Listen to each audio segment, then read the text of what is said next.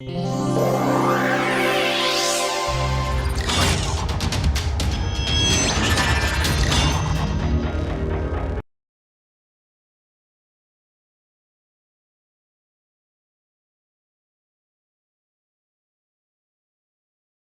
So today let us look at some of the consequences of the Boltzmann equation vis-a-vis relaxation.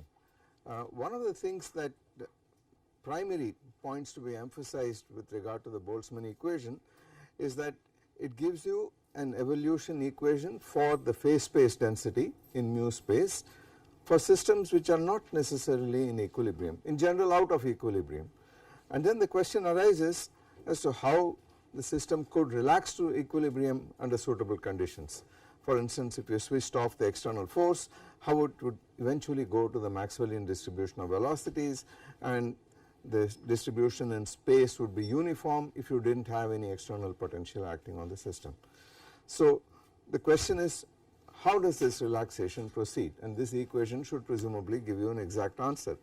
So let us look at such phenomena. Let us call it relaxation to equilibrium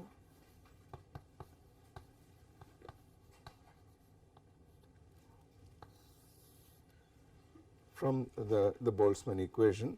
But of course the full Boltzmann equation is too difficult to solve. Even if you linearize it, it is still too difficult to solve. You need a systematic approximation procedure for in powers of some correction to the distribution from the equilibrium distribution, and that is a long winded story. So the question is, can we make a quick crude approximation and get some zeroth order idea of how relaxation occurs in various situations. So this is what we are going to do today, talk about different situations where you have relaxation to equilibrium in a very simple, particularly simple mechanism. Okay. The first of these, before I do that, let us write the Boltzmann equation down just for you to refresh your memory. So it is delta f over delta t, and that is in general a function of r, v and t, plus v dot del with respect to r of f, plus if there is an external force, it is f over m dot gradient with respect to v of f, and that is equal to the collision integral delta f over delta t collision. So all the physics is contained here. This is basically kinematics, but this is where all the physics is. Okay. Now of course we know that it is not, it is horribly complicated, but even after you make a linear approximation, it is still, as I said, very messy. So let us make the simplest possible approximation. Okay. We have seen already that if you switched off the external force, there is no force at all, then this thing here tends to an equilibrium distribution, which is f, I do not remember the notation, I called it f naught, but let me call it f equilibrium, f equilibrium of v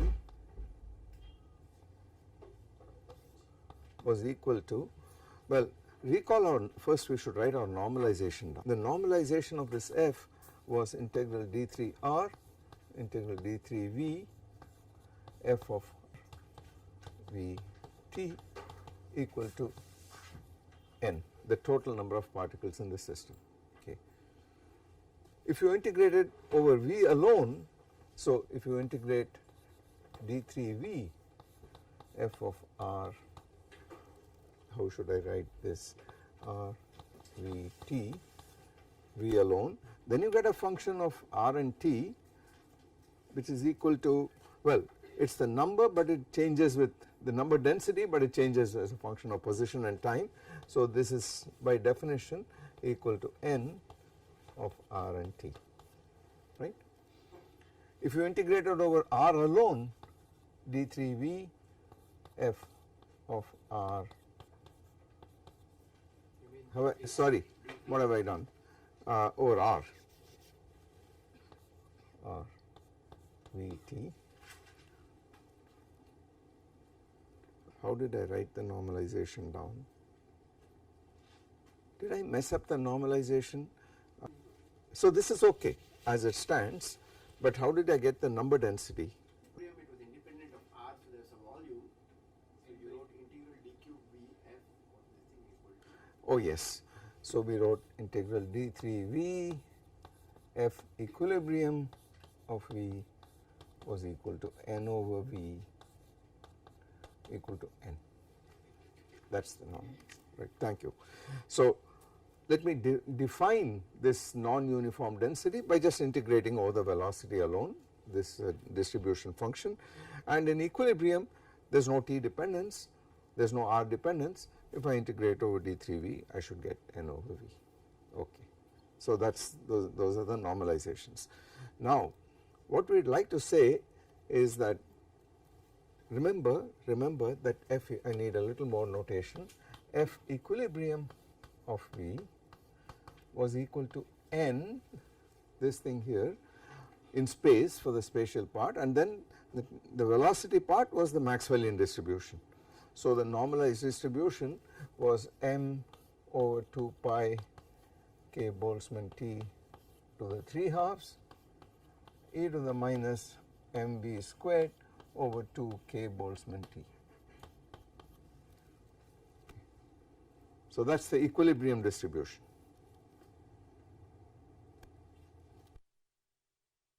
This is a constant here. Okay.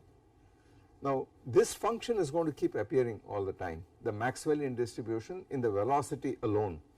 Okay. So let us give it a name, let us call this equal to, is identical equal to n times, let us call this w of v to show that this is the Maxwellian distribution.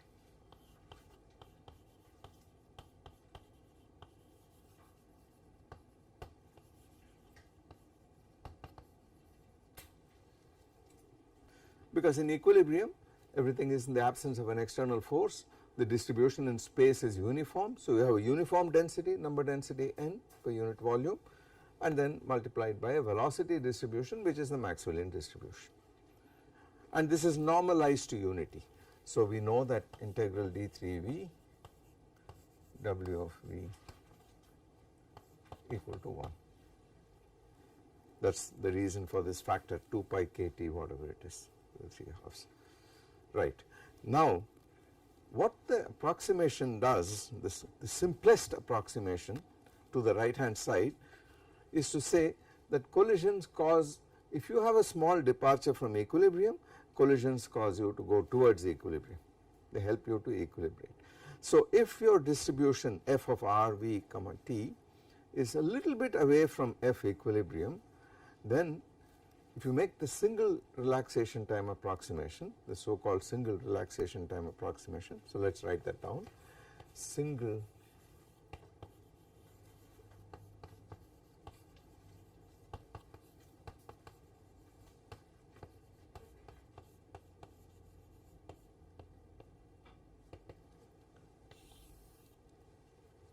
then if you start with the uniform density, the system is completely in equilibrium, and you ask, if I had perturb it a little bit away from equilibrium, the velocities are not thermalized, they are a little bit away from equilibrium, how would these velocities equilibrate is the question, right. Are we doing the zero force case? Yes, zero force case. I will do the system with a force present, but zero force case. So that is the reason whenever this happens, whenever this is a function of r, you know that there is probably a force present, but even in the absence of a force, instantaneously there could be density fluctuations, and there are. So in general I would call this n of r and t, r comma t, but when you have reached equilibrium in space and time, I mean in velocity and position, then the whole thing is just a constant here. Okay. Now how does the velocity relax? That is the first question we want to ask. So let us call 1. Within the single relaxation time approximation, relaxation of the velocity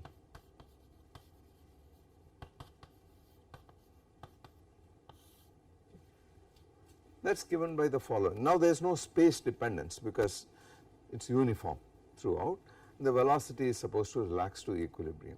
Now we already know there is a model for this. This was the Langevin model when I wrote down the Langevin equation, and then I argued that if there is white noise which causes collisions and so on, the effect of collisions is mimicked by white noise, Gaussian white noise, etc., then you got a Fokker-Planck equation, and the solution to that was the Ornstein-Uhlenbeck distribution.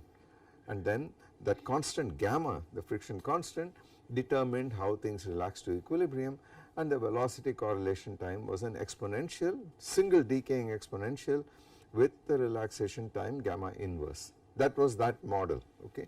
But now we do not have that model at all. There is no stochastic force or anything like that.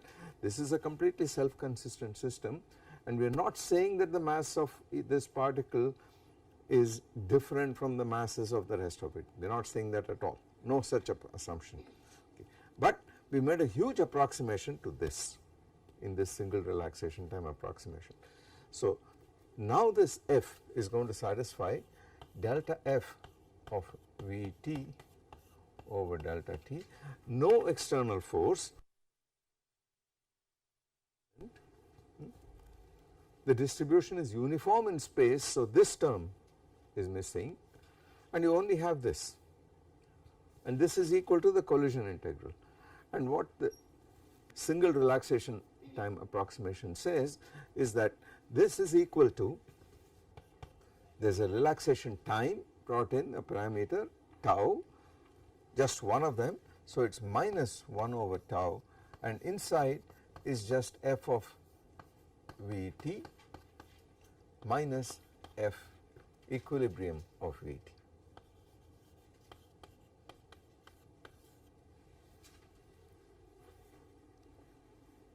So that is the approximation.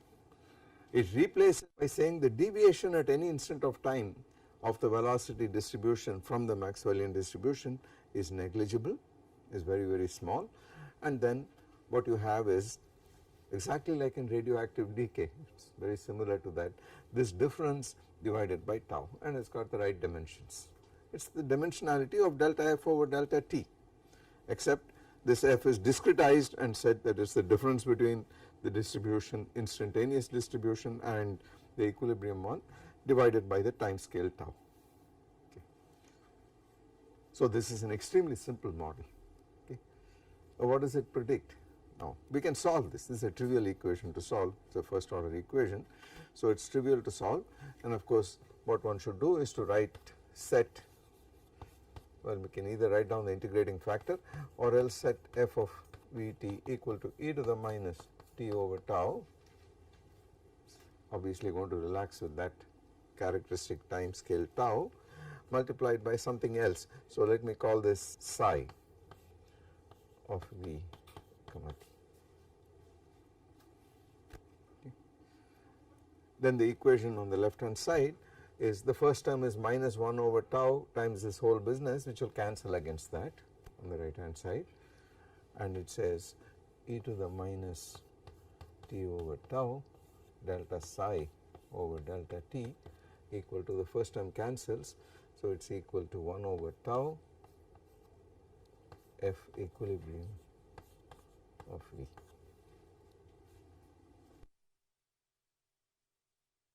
Moving this to the right hand side times e to the t over tau.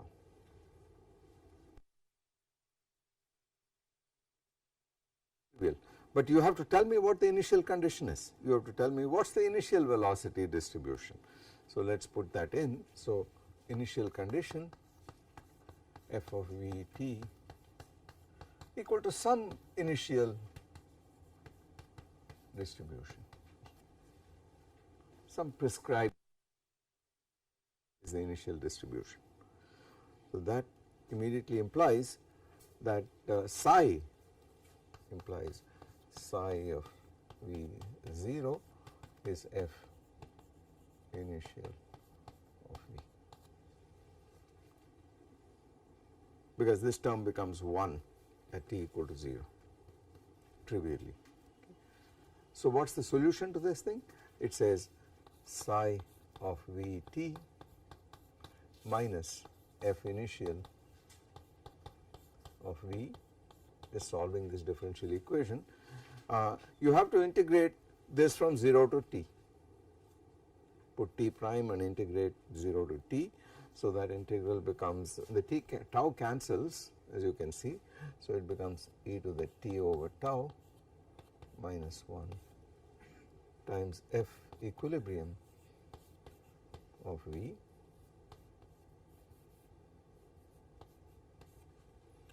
which implies that f of Vt equal to, I move this to the right hand side and multiply this by e to the minus t over tau, so it gives me e to the minus t over tau f initial of t plus,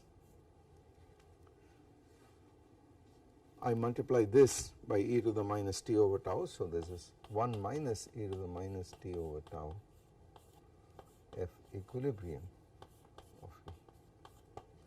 That is the solution, which is exactly what you would expect. At t equal to 0, this thing is equal to the initial value because that vanishes, and as t tends to infinity, this term goes away, that term goes away, and you are hitting V f equilibrium. Yeah. It is very close to equilibrium. Exactly. So this will work as long as this is very close to equilibrium. So that is the whole point, that you have replaced this entire collision integral by saying that the system is very close to Maxwellian distribution. Then what is initial time? Pardon me? T equal to 0. Whatever you prescribe, there is no reason why that should be Maxwellian. For consistency of the approximation, this too should be fairly close to the Maxwellian distribution, of course. We also need the initial time to be close to equilibration time.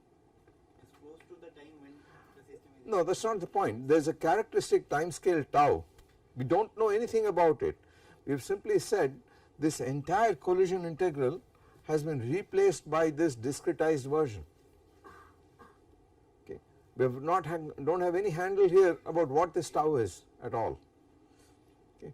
What we need to do is to find some way of finding out how good this approximation is to find some way of measuring this tau if it exists.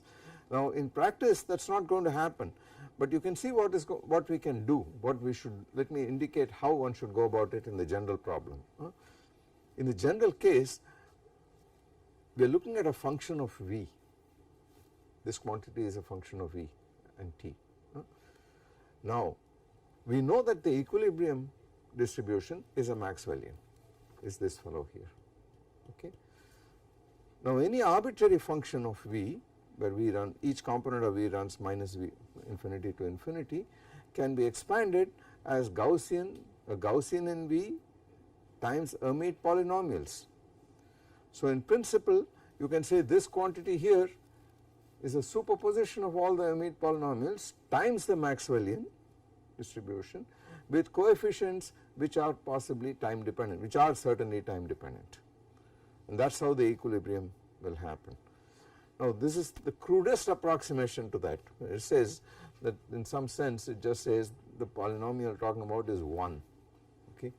You have taken the constant, there is no Hermite polynomials anywhere, there is no function of V anywhere. You just have this function of V and that is it. This is already the Maxwellian. Okay. So there is a systematic way of justifying, finding out what this approximation means, but in physical terms it says that if you replace this entire collision integral by saying that we do not care what is happening in the inner mechanism, there is some effective time tau over which the system equilibrates, then this is what happened as far as the algebra is concerned. But now how far this is good, how good an approximation this is, can we get a handle on tau, can we measure it and so on, are not answered questions within this framework as yet. But since we are talking about molecular dynamics, yeah, can't we say that tau is of the order of molecular collision time? we are going to find out. We are going to find out if this tau appears anywhere else and then discover what tau could possibly be. Okay, certainly, yeah. It will not be a single molecular collision time because there are many time scales involved here. So this is some effective time scale on which the velocity is thermalized. Okay. We already know from the Langevin model that the time scale on which the velocity thermalizes in that model seems to have something to do with the viscosity of the medium, but that was dependent on the assumption that the Langevin equation was valid, which is itself true only if the mass of that particle is much higher. That is not obvious here, it is not obvious here. So it is clear there is a spectrum of relaxation times and we have taken the leading contribution, that is really what has happened. Now the question is, can this also, could this result have been produced in any other argument, any other way? Is there a simpler model which will produce exactly the same result? Some stochastic model which will produce the same result. It is clear this is not the Ornstein-Uhlenbeck distribution at all. So it is not certainly the Langevin model at all, it is very different from that.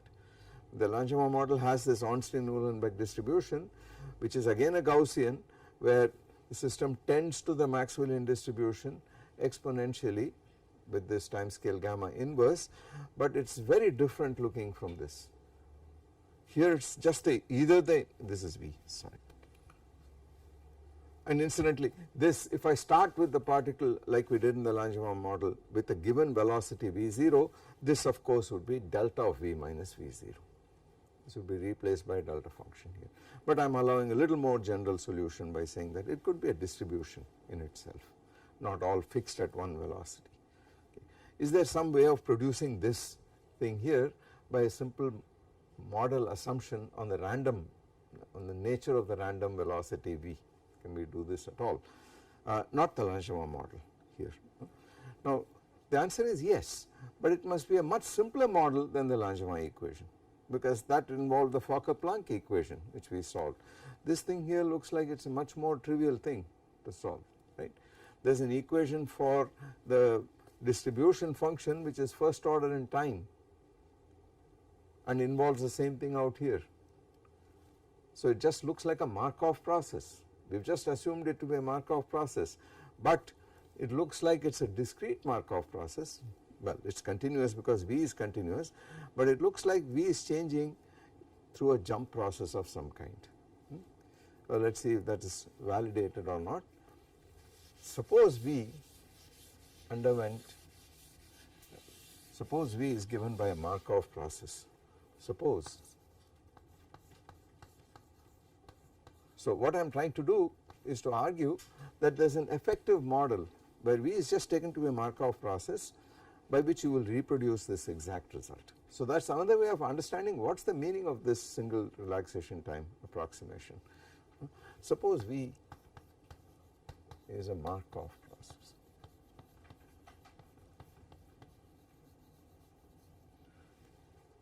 Collisions will take V to some other value. Each component of V varies continuously minus infinity to infinity. The moment you say it is a Markov process, then its probability density delta, I need to use another symbol for it since I am reserving F for the symbol we use in the Boltzmann equation, the distribution in mu space, let us just call it P. Okay. So delta P of V and T divided by delta T must be equal to, on the right hand side, we need to write a rate equation because it is a Markov process. So in general you can write this, since it is a continuous process, d3 V prime on this side times a gain term and a loss term. That is what you do for any Markov process for which you can define a transition probability per unit time, right. So times the probability that you have reached the velocity V prime at time t multiplied by the transition rate per unit time that you hit V given V prime, starting from V prime. So this guy here is the V prime to V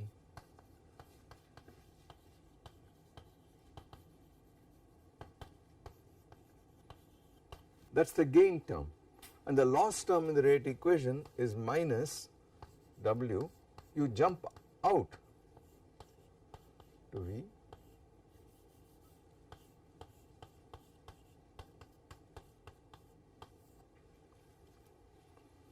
that is the Markovian master equation. Now the question is, can I produce this solution by writing a model for W? Okay. That is the question being asked. Detailed balance must obtain in equilibrium. So what sort of function should I put in here such that in equilibrium this will become P equilibrium, that becomes P equilibrium.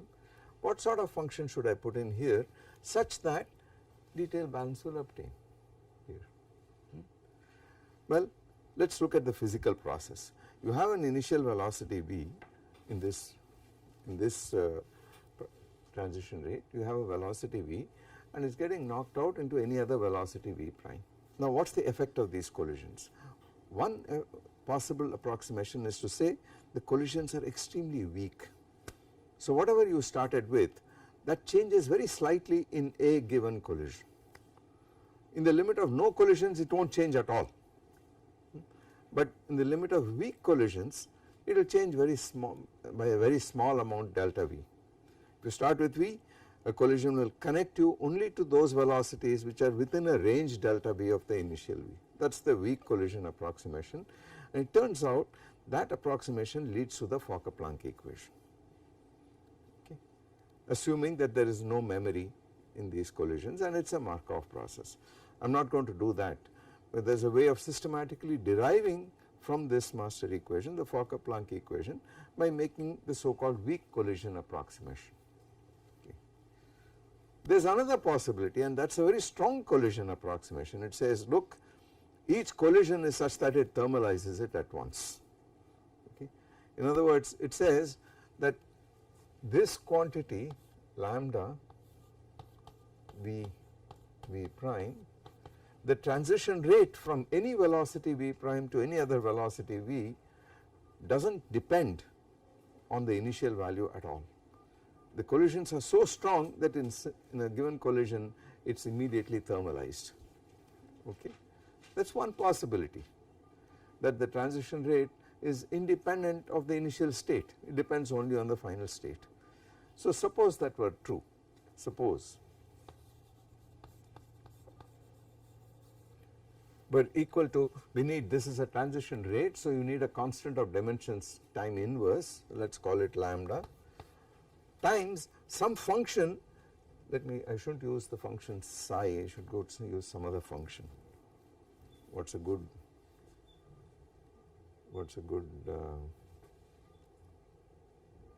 xi of v, independent of v prime. Suppose. So the transition rate every time there is a collision and the average rate of collisions is lambda, the velocity changes, whatever be the initial velocity it goes to a final velocity v, depends only on the final velocity v. Okay. Suppose this is true and now you impose detailed balance in equilibrium, then what will it imply?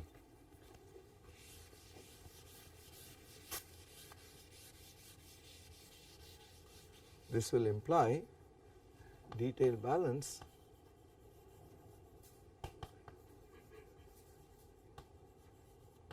implies then with this assumption, if you let t tend to infinity, this term is 0, the time derivative, it goes to equilibrium, this becomes P equilibrium of v prime and this becomes lambda times xi of only the final state of v, P equilibrium of v prime must be equal to lambda times xi of v prime P equilibrium of v. And there is only one solution to that, which is that this is P equilibrium of v itself. So it is obviously the strong collision approximation. So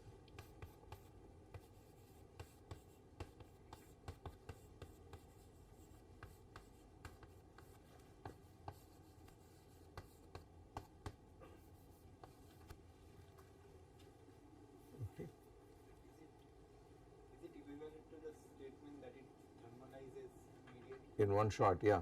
So what it is saying is the following: you have an equilibrium distribution.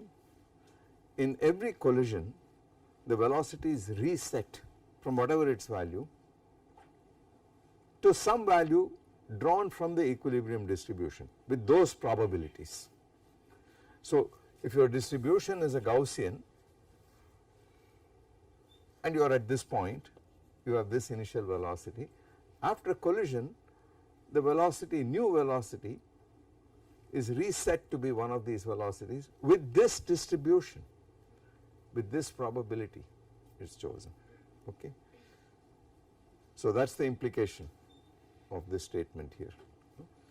A random process in which a Markovian process, continuous a process in which the transition rate is independent of the initial state and is drawn from the final state alone and is a function of the final state value alone, and moreover there is detail balance. This is called a Kubo-Anderson process.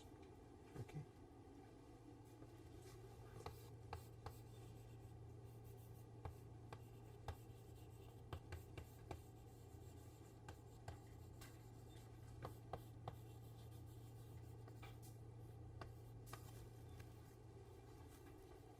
So what we have shown so far is that if you assume a Markov process for this guy and a Kubo-Anderson process with detail balance, then this equation simplifies enormously, and look at what happens to it. Shouldn't we write P equilibrium as F equilibrium itself? Exactly. Apart from that factor n. Yeah. There is that factor n for our phase space distribution. This is only in the velocity, so I have distinguished it by writing P equilibrium separately. So look at what happens to this equation. You have d3 v prime, this is a function xi of v, P equilibrium of v, and then you have d3 v prime P of v prime t, which is equal to 1 because it has got to be normalized. So this immediately says delta P Vt over delta t equal to lambda times this fellow here is P equilibrium of V on this side minus lambda times, and now this is an integral d3 V prime of P equilibrium of V prime, which is 1 on this side times P of V and T.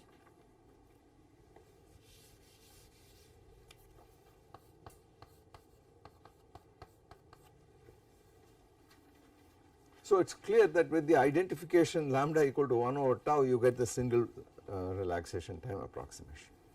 It is exactly the same. So the solution is exactly the same. Okay.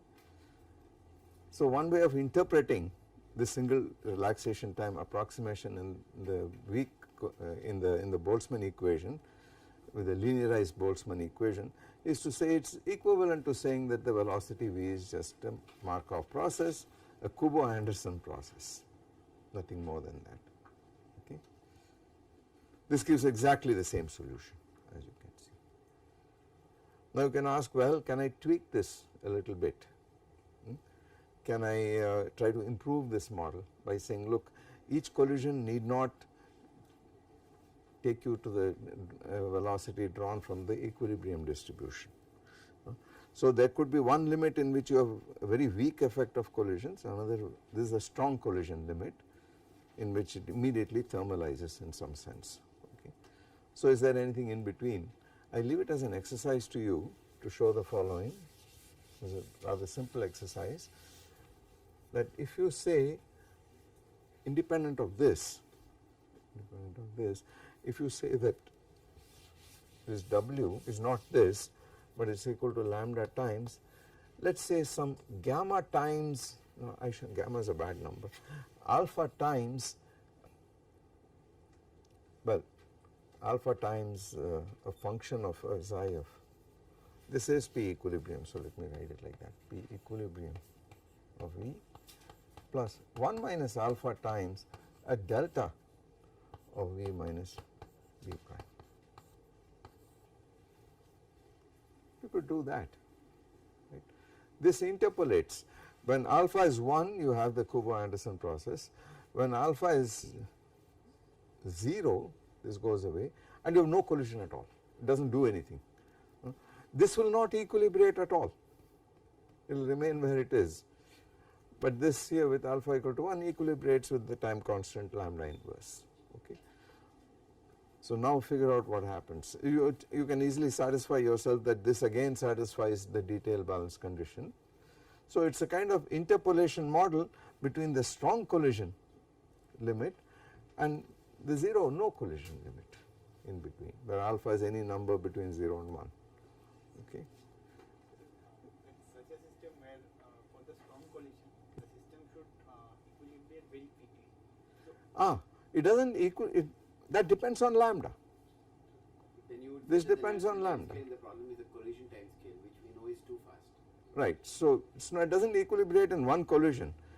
It simply says that the transition rate is drawn from the equilibrium distribution, independent of where you started with. Yes, you can, but this is an arbitrary parameter. This is an arbitrary. Yes, there are models for collision broadening in gases and so on, where you use a strong collision limit seems to be the correct limit to work with. Yes, there are physical systems which display this behavior. So the point I am trying to make is, if you did not have this, you have the strong collision limit, it is a rather trivial solution. It is equivalent to the single relaxation time approximation in the Boltzmann equation, in the linearized Boltzmann equation. On the other hand, if you did not have this, but you had this alone, there is no collision, there is no physics, there is no equilibration at all. But if you tweak this and made this a weak collision limit, then you get the Fokker-Planck equation. Okay. So it is possible to derive the Fokker-Planck equation from the Boltzmann equation by making a single relaxation time approximation and a weak collision approximation further. Okay. I am not going to do that, that is a little bit of machinery, but I am not going to do that. I just wanted to point this out. Okay. But now you could choose this alpha to be between 0 and 1. What do you think will happen? This model also satisfies the detail balance condition for any alpha between 0 and 1. So what do you think will happen to the solutions? Again, it should be solvable completely because there is a delta function here after all.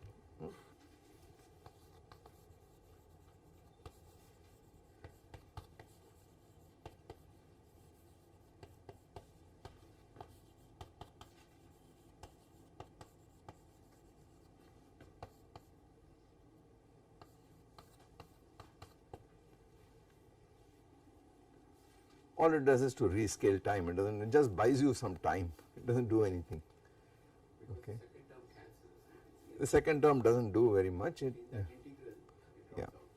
The 1 minus alpha doesn't cancel. Not entirely, but this one here remains. So, okay. So it just changes to lambda alpha, and then because it is lambda alpha inverse, as you can see, if alpha was 0, there would be collisions do not change the velocity at all, so there would be no equilibration, which is equivalent to saying the relaxation time must become infinite. So it is not surprising that it appears here in this place. Okay. So the purpose of introducing this was to show you that relaxation phenomena can be modeled from the in a systematic way from the Boltzmann equation. Okay. Now let us look at the other thing we did with the Langevin model, which This also tells you why lambda should not be the collision time. In some sense, quite often. absolutely, yeah, it is not the collision time, very emphatically no, it is not the collision time between collisions, no, emphatically no. Okay. In fact, we will see what this tau is in the single collision approximation. Okay. This was just a model, the lambda was completely arbitrary here, but let us go back to the single collision thing and look at the other phenomenon, which was we have a gas in which you have a non-uniform initial distribution, the velocity has thermalized and now the system diffuses. That was our famous diffusion regime, where the mean square displacement went like linearly with time and the velocity correlation time had long died down and you are looking at longer time scales. Let us see how that comes out in this language, in the Boltzmann equation. So this is the smoothing out of a non-uniform initial distribution. In other words, diffusion, self-diffusion this time, because the particles of the medium are themselves diffusing.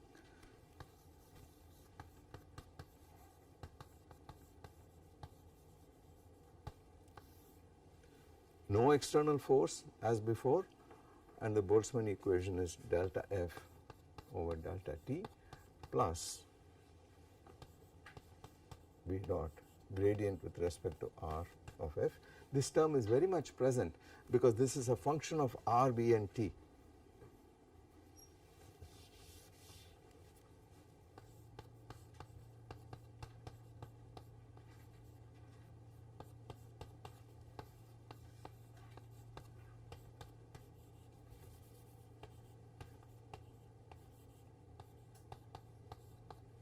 Sits here. That is equal to the single relaxation time approximation, and what would you write it as this time? It is 1 over tau f of R, V and T minus, what would you write it this time as?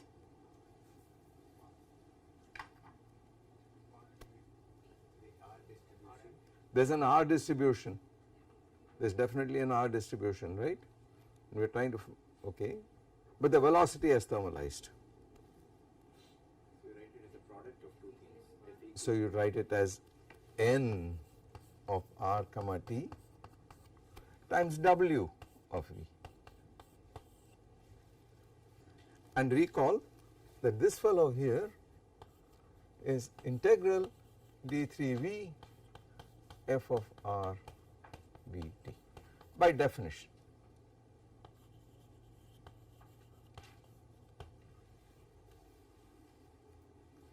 Non-uniform distribution, the velocity has thermalized, it is the max value. Okay. We want to know how this guy relaxes. Okay. How would you solve an equation like this? Well, it has got both space and time derivatives, so clearly you are going to do Laplace transform with respect to the time derivative, time, and Fourier transform with respect to space. Right. So you are going to define an f tilde of k, v and s to be integral 0 to infinity dt e to the minus st integral d3 r e to the minus I k dot r f of r v t.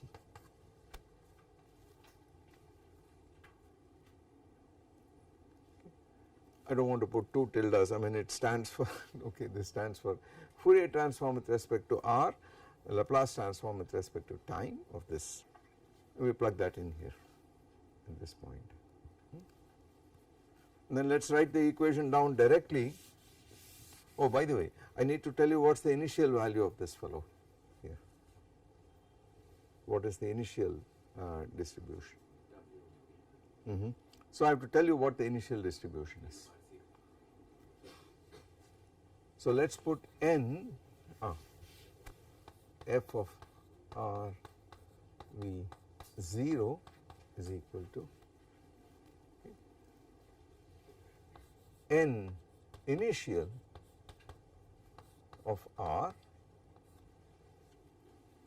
whatever be that initial non-uniform distribution that you plugged in, times W of V, of course.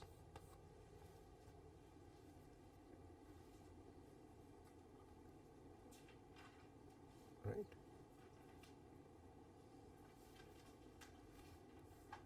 So what is the equation you get this? Let us call this f tilde when I do the Fourier Laplace transform. So f tilde s times f tilde of k v s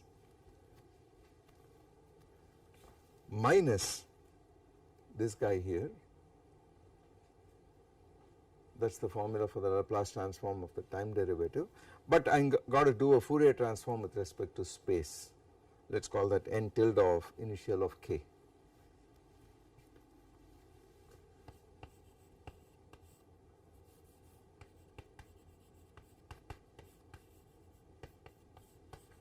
W of V just sits there as a spectator, this plus V dot gradient. What is this guy going to do? Gradient with respect to R pulls down and minus Ik. So we got minus Ik dot V times F tilde of K, V and S here, this guy here. That is the transform of this fellow here. Okay. This is equal to, on the right hand side, equal to 1 over tau minus 1 over tau F tilde of K, V and S. It should be plus. So I expand this in terms of, I expand this fellow, yeah, I expand this fellow and then it's F tilde, etc. I leave it to you to put in all the 2 pi factors and stuff like that, okay. Yeah. When I go to the Fourier transform, in every one of these terms there is a 1 over 2 pi in the inverse transform, that cancels out, but this is a plus because what I am doing is to write this fellow in terms of as 1 over 2 pi d3k this guy e to the plus Ik dot r. So plus Ik dot V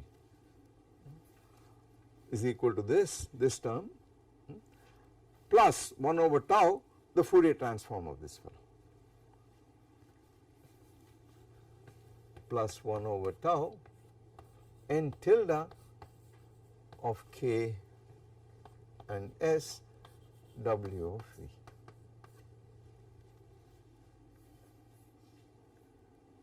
Now this looks like a hopeless task because we do not know what this is and we do not know what this is. What should I do? What should I do? This is presumably given to me. This is a known function here. I integrate both sides with respect to V. What happens then? So what happens to integral d3, notice that integral d3V f of rVt integrated over V is n of rt. If I take Laplace transform, this becomes n of rs. If I do Fourier transform, it becomes n tilde of k comma s. So I integrate both sides with respect to V,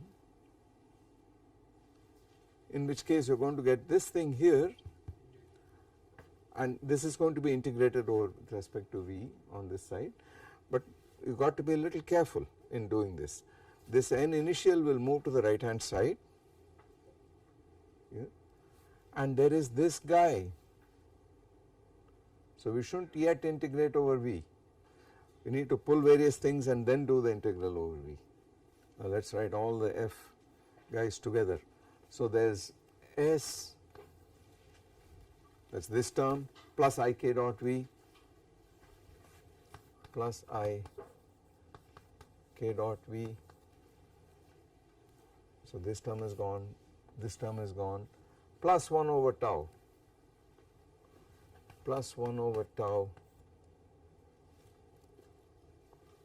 times f tilde of k, V and S is equal to, so this term is gone, one I have written, seem to have written one extra term. I seem to have an extra term somewhere. This is equal to, well let us see where this takes us, n initial tilde of k times W of V, that is certainly there, plus the last term plus 1 over tau. The dimensional problem also. Oh, where is the problem? Actually it's okay. One, the two n tildes differ because one is the Fourier, only the Fourier. That's okay, that's okay. We are fine. No. What did I do? How did, was this quite right? How did this come about? It's d by dt. This is equal to, Transform. this is f of r v it is f tilde of k, v and 0, is not it? Yes. This term is f tilde of k, v and 0, which we wrote as and which we wrote as the initial distribution in R times the equilibrium distribution in V, and then the Fourier transform with respect to that, which was this guy. So this is okay. This is okay. Plus n tilde of, yeah, so that part is all right. 1 over tau n tilde, yes, of k and s w of v. So this is gone. That is the equation, right. But now let us move this to the right hand side. So this is divided by s plus I k dot v plus 1 over tau s plus I k dot v plus 1 over tau. I am going to leave the rest of the completion of this algebra to you. So I move this there and I integrate over v. Okay. Then if I do this on both sides, d3v of this whole thing, of the entire thing, both the left and right hand side, then what is this quantity equal to? I have integrated over this. So this is n tilde of k comma s. So I get an equation which says n tilde of ks equal to the integral of w of v alone is 1, but you have got this in the denominator, so you can't do anything with it. It is equal to n initial tilde of k integral d3v w of v over s plus I k dot v plus 1 over tau. Is this fellow sitting there? That is some number. It depends on s and it depends on k. It is some function of s and k, right, plus the same number once again, because there is w of v over this guy, 1 over tau n tilde of k comma s times the same integral d3v w of v blah blah blah. Call that integral something or the other and bring it to the left hand side, and you have an equation now for n tilde of k comma s. You invert with the Laplace transform, you get n tilde of k comma t. You invert the Fourier transform, you get n of r comma t in principle. Now doing it analytically is formidable, but you have a closed equation for it completely. And what we will do next time is to take this and see how we are going to get the diffusion coefficient in the so called hydrodynamic limit. First of all, you have a relaxation time tau here. We have seen that the velocity is relaxing with the relaxation time tau. We know the diffusion regime is when you are at time scales much bigger than the relaxation time, right. So in terms of the Laplace variable, we need not even invert the Laplace variable. The diffusion regime would mean s times tau, this guy here, would be very very small. S is small compared to 1 over tau. That corresponds to long times. Small s is large t. Okay. So this guy here should be equal much less than 1, and k should be very very small also, because you are looking at hydrodynamic modes, you are looking at long wavelength fluctuations, not on very short length scales. Long time scales, long length scales should give us then the diffusion coefficient. Okay. We will see how that emerges from here systematically. We get actually more information from this equation, but the basic trick is the following. The basic trick is you write the single relaxation approximation by saying the collision integral is some minus 1 over tau times the difference between the distribution function and the asymptotic form or whatever, and then you solve that equation in a self consistent way. In this case the trick was to integrate over V and then get a self consistent equation for n tilde of k comma s, which is what we are trying to find, n of r comma t, and what is done is to find its Laplacian Fourier transforms first and do this. Okay. So we will complete this, we will do this, meanwhile try this out and then we will see how a systematic approximation procedure will give us the diffusion coefficient here. Okay. Then there also remains the case of what happens if I apply a uniform but time dependent force on the system. How will it take it out of equilibrium? So you start with an initial condition that is spatially uniform and the velocity is thermalized, and then say I am going to switch on a force which does not depend on the position in the simplest instance but on time. How is the system going to go out of equilibrium? Again in the single relaxation time approximation. So we will look at that as well, and those are things which, these are the things which will help you to find things like the viscosity, the diffusion coefficient, the thermal conductivity and so on, as I have said before. Okay. So let me stop here.